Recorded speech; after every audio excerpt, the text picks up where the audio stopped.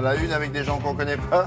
Non, mais on va quand même en parler, parce Oui. qu'on va en entendre parler toute la journée. On va même commencer par une petite évocation historique, William. Oui, allons-y. Vous savez que sous l'Ancien Régime, figurez-vous que les comtes fiscaux voyageaient avec le roi, c'est-à-dire qu'ils les emmenaient avec eux partout où ils allaient. Et puis un jour, au XIIe siècle, au cours d'une bataille entre la France et l'Angleterre, on a perdu les comptes.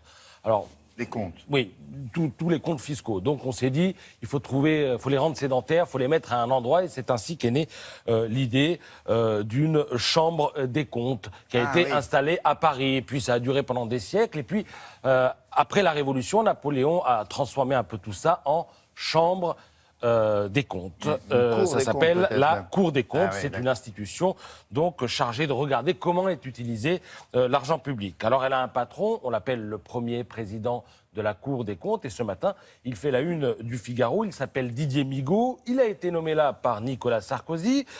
Il est socialiste et il ne va pas se faire que des copains dans sa famille politique parce qu'il balance. Enfin, quand je dis qu'il balance, c'est-à-dire que le 185e rapport de l'institution qu'il préside est assez sévère pour le gouvernement, soupçonné de ne pas avoir dit la vérité sur l'état des finances publiques. Dépenses sous-évaluées, recettes surévaluées, dans les caisses on ne trouve pas vraiment ce qui était prévu, et forcément ça fait de la reprise ce matin, nombre de journaux titrant sur cette affaire. Alors l'inventaire le plus détaillé, eh bien ce matin, vous le trouverez dans les pages économiques du Figaro, qui prévient d'ores et déjà qu'il ne faut pas rêver quand on nous annonce un déficit de 2,7% pour 2017. C'est de la science-fiction.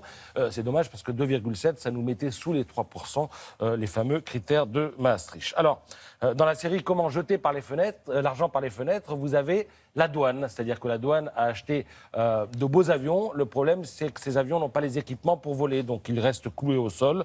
Ce sont des joujoux qui coûtent le bras d'un œil, si je puis dire. Mais ils restent cloués au sol. On a acheté aussi de beaux bateaux, mais les bateaux ne peuvent pas fonctionner. Un autre exemple, eh bien, vous le trouverez dans Les Échos. Alors, regardez cette photo. C'est celle d'un bâtiment particulier. C'est le pôle scientifique et technologique du plateau de Saclay. C'est dans la région parisienne. Alors, on devait y mettre une bonne partie de nos cerveaux.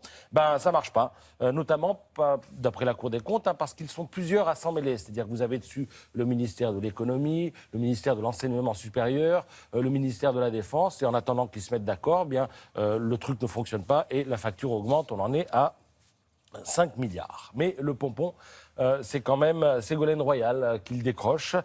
C'est en tout cas la conviction de l'opinion et de quelques autres titres de la presse quotidienne ce matin qui reviennent sur l'écotaxe, un fiasco financier dont la facture s'élève à 1 milliard d'euros. Alors l'écotaxe, c'était à l'origine une taxe destinée aux poids lourds.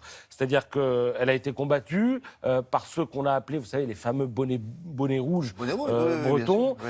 Ils craignaient que ça pénalise la filière agroalimentaire. Alors, on a rétro-pédalé et aujourd'hui, il faut indemniser tous ceux qui étaient impliqués dans le dispositif, à commencer par les sociétés de péage, et ça fait quand même pas mal de monde. Et ça rend complètement fou Nicolas Bétou, le patron de l'opinion, qui ce matin se fend d'un édito au vitriol. Et il tente même un rapprochement, alors allusif au 18e degré, avec l'affaire Fillon. Il écrit « Ce genre de dérive, évidemment, n'a rien d'illégal, mais comme on dit dans d'autres affaires, est-ce bien moral ?» Voilà ce qu'il écrit. En tout cas, c'est à nouveau ce beau dessin coloré de CAC où l'on voit le patron de la Cour des comptes s'adresser à Ségolène Royal en lui disant tout ça, c'était pour calmer les bonnets rouges. Et lui répond parfois, le courage, c'est de savoir capituler. Et là, vous avez François Hollande en robe de chambre qui arrive et qui dit oui, je confirme. C'est vrai qu'un dessin n'est jamais aussi bon que quand il mêle plusieurs actualités. Quoi qu'il en soit, la Cour des comptes met en garde le successeur de François Hollande. Dans les caisses, il ne trouvera pas, qui qu'il soit, l'argent prévu. Mais ça, c'est un grand classique de la vie politique française. Ça permet à chacun de dire à chaque fois « mais c'est pas moi qui suis responsable, c'est mon prédécesseur qui a fait n'importe quoi ». Merci, à tout à l'heure.